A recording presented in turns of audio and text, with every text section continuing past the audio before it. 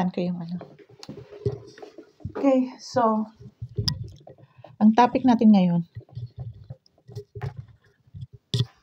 dahil OFW ako, OFW tayo, ang aking naisip na topic ngayon ay tayong mga OFW na nandito sa ibang bansa, nagkakatulong. Pero may mga OFW naman na professionals, mga nurses, doctors, engineers. Exemption siguro na ang mga iyon sa topic kong ito kasi sila ay professional at saka medyo malaki-laki ang kanilang sahod. At saka secured sila, may mga benefits sila. Pero ang tinutukoy kong OFW dito ay mga kagaya kong katulong. Alam niyo mga kaibigan, ang gamit na gamit ang tawag na OFW sa Pilipinas. No? Gamit na gamit tayo. Gamit na gamit tayo sa mga politiko, mapa-national man o local na politicians. Gamit na gamit tayo sa mga negosyante sa ating bansa. Kung ano-anong gumagamit sa atin. Na sinasabing tayong mga OFW ay mga bagong bayani. Itong bansag na ito ng mga OFW nag-umpisa noong kay ex-President Gloria Macapagal Arroyo. Siya ang unang nagbansag nung kanyang rehimen niya. Siya ang nagbansag na tayo ang modern heroes ng ating bayang Pilipinas. Pero modern heroes nga ba ang tinatawag tayo modern heroes. Sorry, yung pagbigkas ko, yung accent ko iba-iba. Tinatawag tayo modern heroes kasi, yun nga, nagpapadala tayo para sa ating pamilya, nagpapadala tayo para sa ekonomiya ng ating bansa. Kaya hindi bumabagsak ang ating, kahit utang ng utang ang Pilipinas, hindi bumabagsak ang peso Hindi tumataas man, bumabagsak man, tumataas ang palitan, pero hindi kagaya ng ibang bansa na talagang bagsak na bagsak ang ating palitan ng peso. Medyo strong pa rin ang peso, hindi yung bagsak na bagsak. So ngayon, ang aking iniisip ito, lagi kong nasa isip ito Kaya siguro naisipan ko na rin na mag-YouTube para magbigay din ng aking hinanakit o opinion kung ano-ano tungkol sa ating mga OFW. Na sinasabi ko nga, gamit na gamit tayo sa mga politiko. Ano ang karaniwang sinasabi ng mga politiko pag sila'y nangangampanya, lalong-lalo na yung pag-national election. Sabi nila, pag ako ang nanalo, wala nang mag-a-abroad, wala nang aalis sa ating bansa na magkatulong. Kung may aalis man, iyon ay kanilang choice.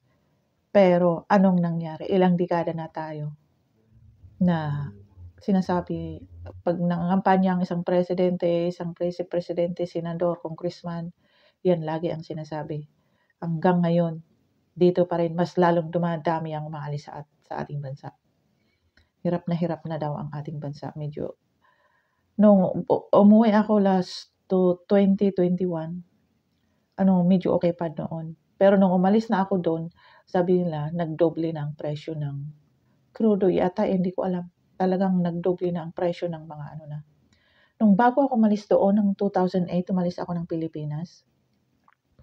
Ang pa noon, ang isang mansanas, 5 piso. Noon, doon kami sa Baguio noon. Nung pumupunta ako sa Baguio, sa kahit saang palengke sa Pilipinas, pupunta ako. 5 piso ang isang mansanas. Pero ngayon, magkano ng isa? 25 yata, 50, gano'n.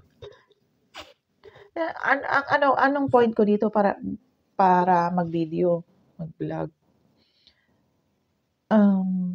Para sa atin, sana huwag na tayong magpagamit sa mga politiko na kung ano-anong sinasabi, kahit sabihin nila magiging 20 pesos ang bigas, 1 kilo ng bigas, sasabihin na wala ng OFW, wala nang mag-a-abroad na makakatulong kasi kawawa daw tayo. Maniwala ka naman dyan. Gusto nila mag-abroad ang Pilipino para may pang-angat sa mga pa sa ekonomiya natin. Imaginin mo pagka walang mag-a-abroad na Pilipino, imaginin mo kung magkano na ang palit sa ating bansa. Baka katumbas natin ang palit sa ibang bansa na 130, 120 ang isang dolyar. So, ano ang point ko dito? Parang gusto ko kasing magsalita na parang tayo mga OFW, parang inuuto-uto tayo ng mga politiko. Tayo mga OFW, hindi pa ba tayo matuto na porke idol natin yun, porke maganda ang sinasabi ng kanilang mga kaalyado,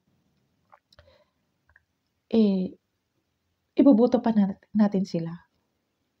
Ako noon, dati-rati, hindi ako sumuporta kay BBM, hindi ako sumuporta. Dati-rati, sumuporta ako kay Duterte. Kinumpanya ko siya. Pero ngayon, parang nawawalan ako ng gana.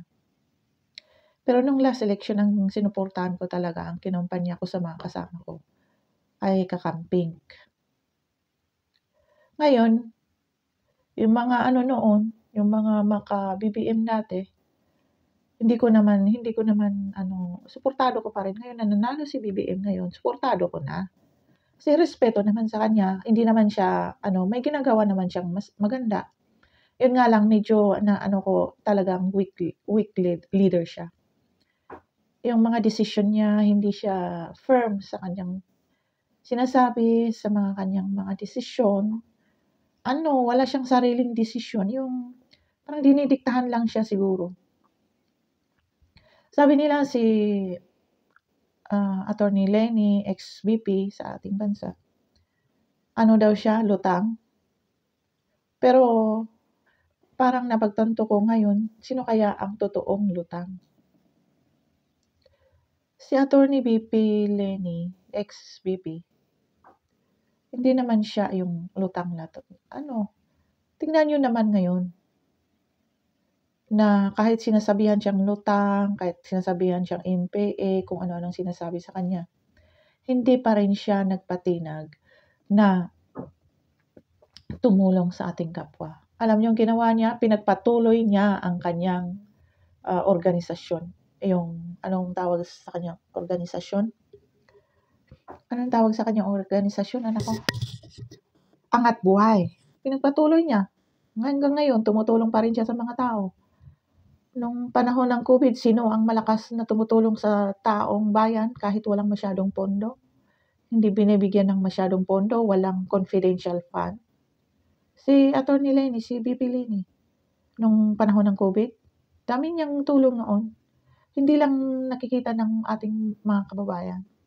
Kasi gusto nila, yung idol nila, idol is idol. Parang nasa basketball, idol as idol. Parang sa boxing, idol is idol. Pero kung pag sa politiko naman, ang buhay natin ang nakasalalay dito. Tayong mga botante ang kawawa dito. At isa pa, sino pa ang ibang gumagamit sa atin bukod sa mga politicians? Di ba mga negosyante? Mga malalakas, mga mayayaman na negosyante. Anong sinasabi nila? Sabi nila, kayo mga OFW, mag-invest kayo sa Pilipinas, huwag niyong sayangin ang inyong mga pera. Mag-invest kayo sa condo, house and lot, stocks, ano pa ba? Ano pa ba yung inaano nila? Kung ano-anong ini-introduce nila sa atin. At unang-una, ang hindi ko nire-recommenda sa ating mga OFW, mag-invest kayo sa condo.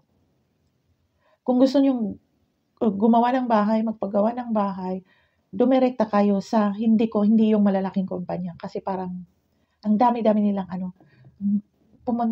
puntahan nyo mismo pumili kayo sa mga private na sellers. Huwag kayong pumunta doon sa may mga malalaking kumpanya. Kasi ang dami nilang doon, pasikot-sikot doon. Ang dami nilang tapos yung mga agent nila, dahil gusto nilang makabenta, gusto nilang makakomisyon, hindi na sinasabi sa atin ang totoo. Kaya kung gusto niyong gumawa, mag-invest na lang sa Pilipinas. Bumili kayo ng lupa. Kung gusto niyo naman ng bahay, house and lot, bumili kayo sa mismong may-ari ng lupa o house and lot. Huwag kayong pumunta sa mga kumpanya. Dahil ang mga kumpanya, pag once na hindi kayo nakabayad ng isang buwan, wala nang patawad-tawad sa inyo dyan. Hindi na mababalik sa inyo ang pera nyo. Ang daming nabudol kaya dito sa condominium. Nagbayad sila ng 100,000, 200,000, 500,000, 600,000, 1 million. Hindi napunta sa kanila yung kondo. Anong ginawa nila? Dahil ayaw nila sa stress, ayaw nilang luwapan kasi wala silang kinakapitan. Kinag-give up sila, walang bumalik sa kanila na pera. Ganun yun. Walang bumalik sa kanila na pera. Ngayon, ubos ang pera. Saan pumunta yung pera? Doon sa malalaking kumpanya. Tapos gagawa na naman sila ulit ng isang kondo. Parang kinukuha lang nila yung pera natin. Ngayon, ang inaano ko, hindi ko naman sinasabing huwag kayong kumuha. Kung alam nyo wala kayong siguradong trabaho, lalo na pag may edad na kayo, mga 50 kagaya ko, 50 plus and above, 50 plus, 40 kahit 40. Pag alam nyo wala kayong siguradong trabaho, wala kayong kontrata, wala kayong huwag kayong kukuha ng condominium. Kasi ang isang requirement na kumuha ng isang condominium para mapasa inyo yung unit, bank account nyo, yung kontrata nyo, ng papel nyo, bank account nyo, na kailangan talaga yung kontrata sa trabaho. Tapos makikita nila doon kung magkano sinasahod nyo, kung pasok ba ang yung sahod doon sa bangko para i-grant nila yung loan nyo. Paano pag hindi nag-grant ng bangko ang yung loan? Wala na. Tapos sabihin nila, i-refund yung pera. Hindi lahat i-refund yun. Pag nagbayad kayo ng 2 years, palagay ko na down payment, palagay ko yun, ang may bibigay doon sa inyo ay kalahati. Pero hindi agad-agad may bibigay sa yun. Mahihirapan pa kayo. Tawag ng tawag. Ang dami nyo pang stress bago may bigay sa inyo. Tapos hindi ka agad-agad may bigay. Maghintay pa kayo ng ilang buwan, ilang taon bago nila i-refund yun. Hindi gaano kadali yun. Alam nyo, parang para akong dito parang tumatayo akong kontrabida. Kasi sinasabi ko lang naman ang totoo Totoo lang ang sinasabi ko. At saka yung sinasabi nila, mag-invest kayo sa mga stocks. Naranasan ko na yan, stocks. Na yan? Kung hindi ka marunong, huwag ka nang mag-invest sa stocks.